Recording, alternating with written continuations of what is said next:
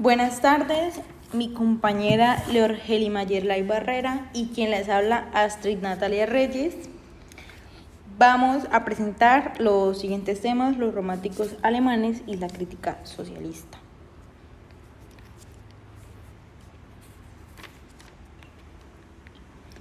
Las fuentes del romanticismo. ¿Qué es el romanticismo? El romanticismo es un movimiento cultural que se originó en Alemania y en Reino Unido como una reacción revolucionaria contra la Ilustración y el neoclasicismo, confiriendo una prioridad a los sentimientos. Hoy en día el término romántico lo utilizan como un insulto para catalogar a una persona soñadora, porque dicen que sueña en un mundo o planea un mundo en un plano que no es real, es decir, que no existe. ¿Por qué surgen los románticos alemanes? Bueno, los románticos alemanes surgen a raíz de que quedan desilusionados, porque el modelo que había propuesto Smith no funcionó en Alemania y Francia. Pero para entender un poquito más tenemos que saber un poquito de contexto. Este modelo no funcionó porque cuando el modelo sale de Inglaterra y llega a Alemania y a Francia, Francia tenía una industria totalmente distinta. Se sabe que en Inglaterra, estaba desarrollado bastante industrialmente, estaba industrializado, ya que allá se había desarrollado la primera revolución industrial, y en Alemania todavía estaba bastante atrasado. Entonces, cuando el modelo llega a Alemania y a Francia, se encuentra con un escenario totalmente diferente al que estaba acostumbrado, en el que se había plasmado en Inglaterra. Entonces, Alemania era bastante atrasada, no tenía ni las máquinas ni los técnicos para desarrollar el modelo de Smith, lo que provocó que se desarrollaran centros urbanos, pero entonces estos centros urbanos eran diferentes, provocaron lazos sociales, desigualdad, se crearon guetos, barrios en donde solamente habían trabajadores. Entonces es evidente que se marcó muchísimo o radicalmente la diferencia entre capitalistas y trabajadores, lo que hizo que se sintieran inconformes los románticos. Se sintieron inconformes ya que los trabajadores eran aquella clase que más se esforzaba y eran aquellos que recibían una ganancia muchísimo menor a la de los capitalistas. ¿Qué supuso el romanticismo?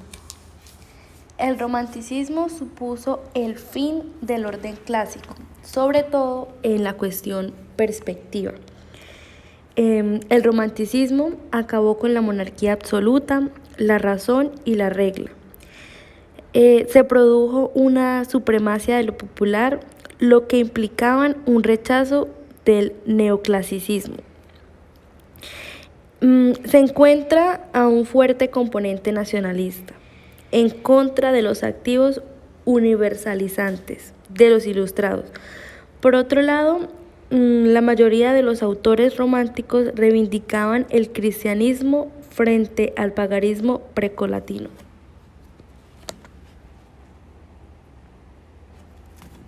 Románticos como Hens y Müller, se sabe que, vamos a hablar un poquito de estos, y se sabe que Federico Hens era un admirador del liberalismo inglés y la Revolución Francesa.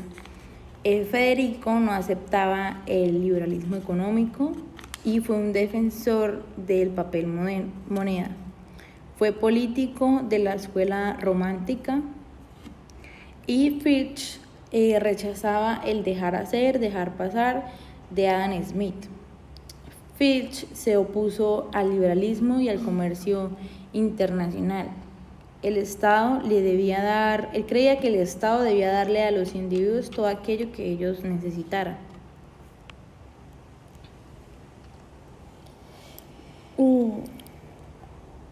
Adam Mueller, en sus últimos escritos, pensaba que Adam Smith había hecho generalizaciones indebidas de la experiencia inglesa. Adam nos decía que sin el Estado el hombre no puede oír, no puede ver, pensar, sentir o amar.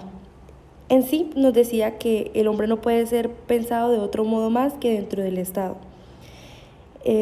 También nos decía que las dos ciencias sociales son el derecho y la sabiduría. Incluyen la política y la economía y a estas las une la religión.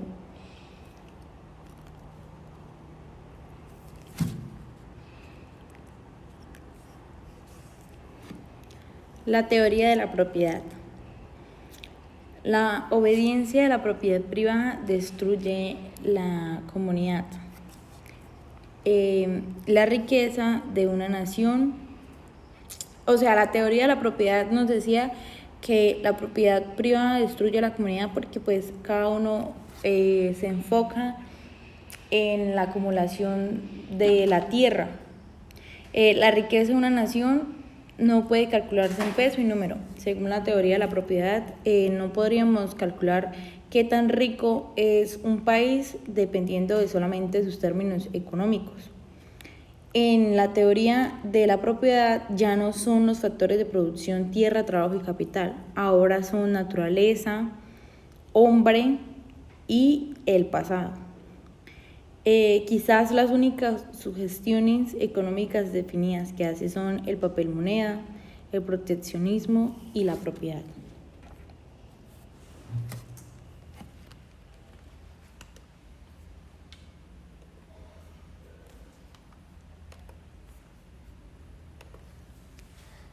Leeds.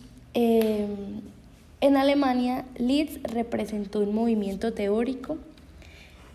Este movimiento teórico tenía raíces sociales análogas a las de aquellos. Müller había intentado unir el feudalismo con el capitalismo. También había dado por sentada la inevitabilidad de la evolución industrial y comercial, pero había querido someterla a propósitos feudales. La crítica socialista. Bueno, aquí vamos a hablar un poco de qué era lo que criticaban los socialistas. Entonces, los socialistas hacían el enfoque de que entonces si la fuente de riqueza era el trabajo, o sea, como se había afirmado, ¿por qué razón el capitalista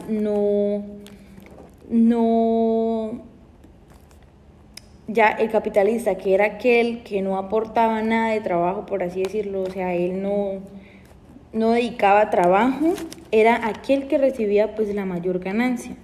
Lo que ellos criticaban era que el capitalista estaba robando al trabajador, o sea, ellos lo veían como un ser que solamente pensaba en su beneficio propio y no en el común.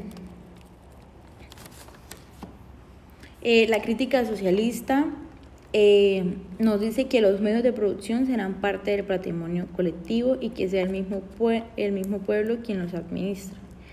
Esto quiere decir que el bien tiene que ser colectivo y no individual.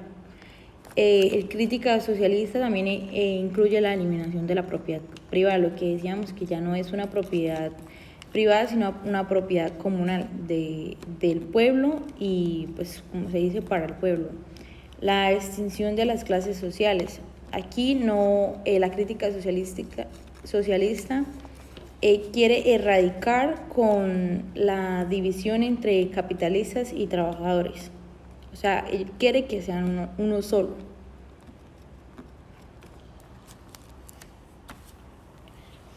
El desarrollo del pensamiento socialista.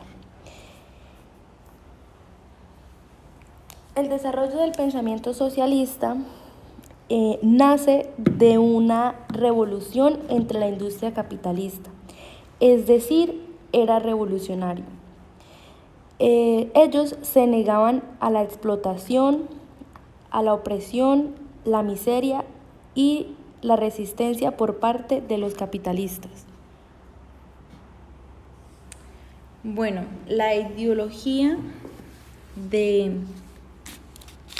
la ideología del desarrollo socialista son las raíces liberales, es decir, pues su inconformidad o su decepción anterior. Los hombres, nos dice la ideología o su idea se basa en que los hombres empezaron a mirar el Estado y el sistema económico con ojos de razón. Y otra de sus principales ideologías es la insatisfacción de la clase trabajadora, es decir, pues estaban insatisfechos o no estaban satisfechos con los beneficios que recibían los trabajadores. Para ellos era pues bastante poco, como lo había explicado anteriormente. Precisemos, bueno, ellos precisan que todos somos iguales y por lo tanto debemos recibir partes iguales, o sea, los mismos beneficios. No puede el capitalista generar mayores ganancias que el trabajador. Y el modelo de Smith se puede afirmar que causó bastante desigualdad para ellos. No al mercado, sí al Estado. Bueno, Sismondi. Sismondi no rompió nunca con la escuela clásica. Él sí pedía intervención del Estado, pero creía en la propiedad privada y en el mercado. Esa es la ventaja de Sismondi, que él es un crítico, pero no es un crítico socialista. Anteriormente catalogaban que todo el que criticaba la escuela era un socialista, lo que es erróneo porque Sismondi no lo era. Él también realizó muchas investigaciones históricas en Italia, Suiza y en Francia. Entró en contacto directo con las primeras crisis del siglo XIX. Sismondi cree en la propiedad privada, pero también cree que esto tiene una función social. Proudhon sí es un crítico bastante socialista y ejerció una influencia mayor sobre el pensamiento socialista e inspiró pues bastantes ideas. Proudhon también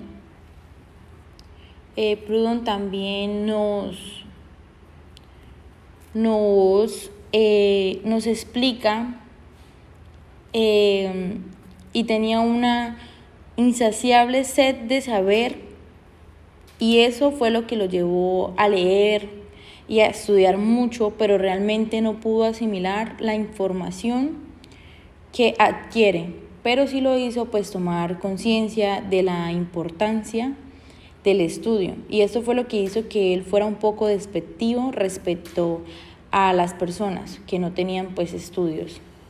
Él fue más conocido que Sismondi y tuvo una mayor influencia en el pensamiento socialista, como lo habíamos dicho.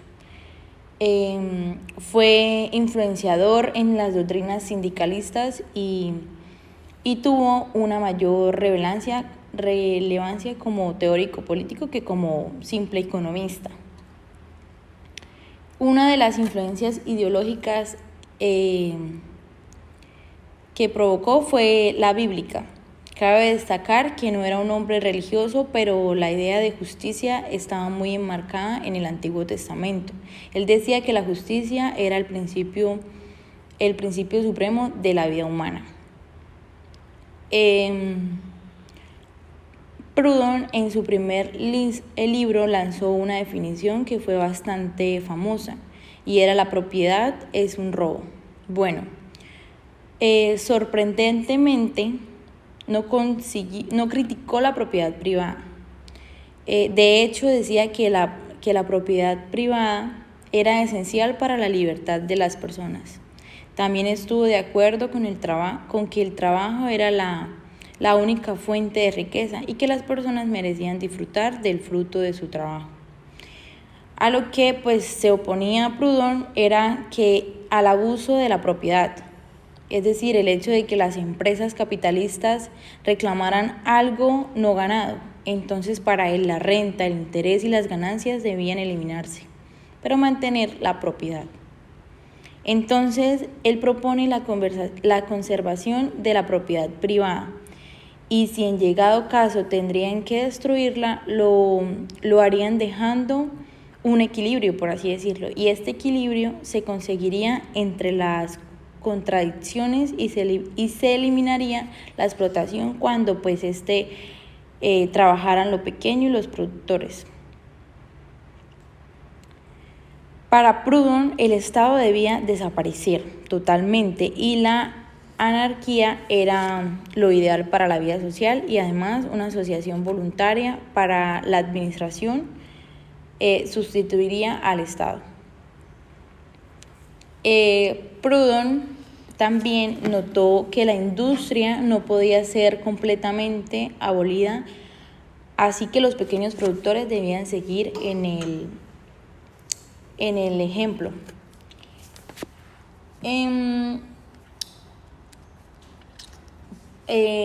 Proudhon, para evitar la explotación, propuso un banco de cambio donde todas las personas pudieran conseguir préstamos gratuitos. Este banco sería sin capital ni intereses y también tendría billetes muy baratos de producir, y estos billetes tendrían letras comerciales que presentarían una venta ya realizada. Este servicio no tendría ningún costo. Cabe recalcar que esto llevaría a una república ideal de productores iguales hacia la justicia y sin un gobierno opresor.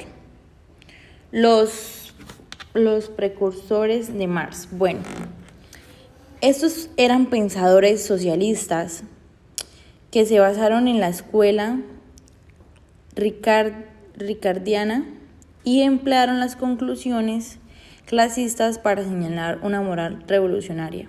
La lectura de su obra destruye la opinión que fue Marx quien primero coincidió la primera de la lucha de clases.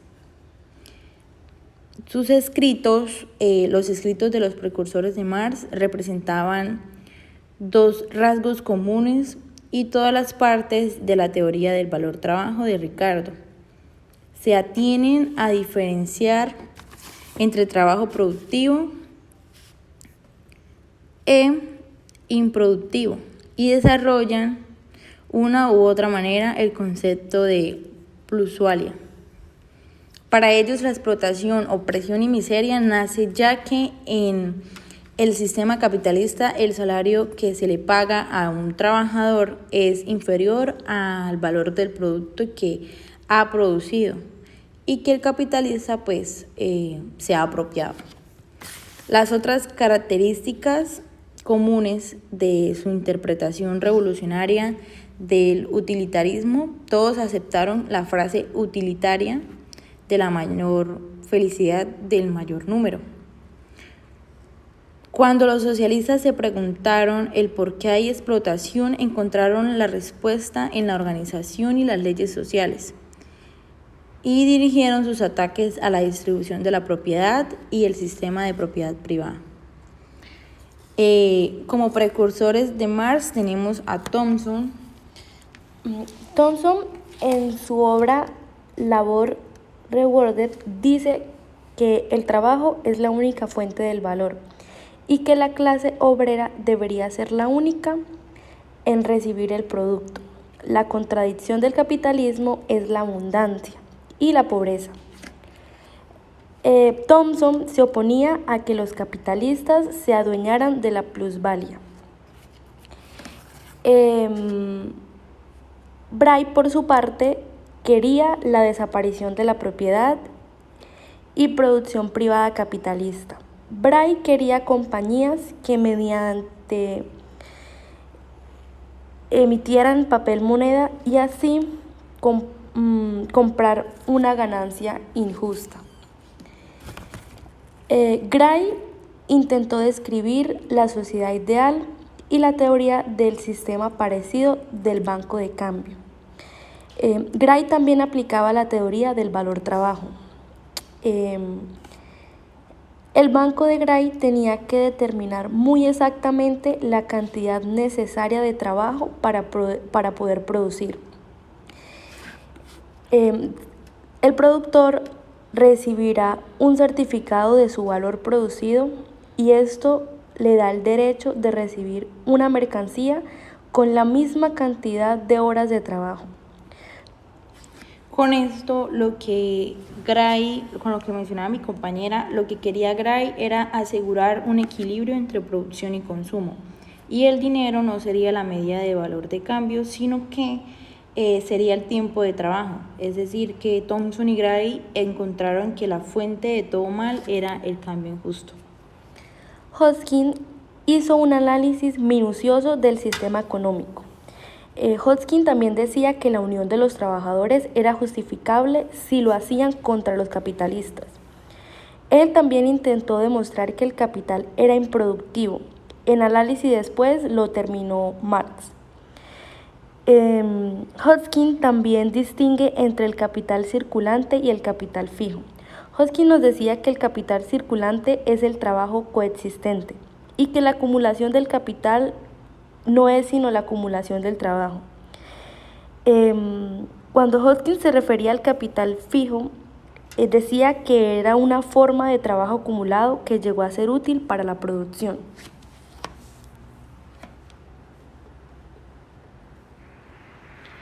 Él intentó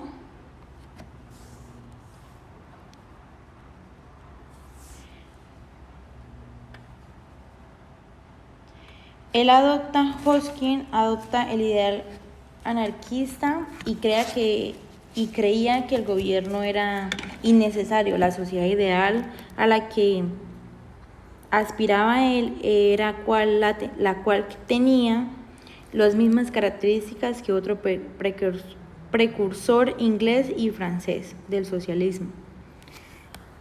Muchas gracias.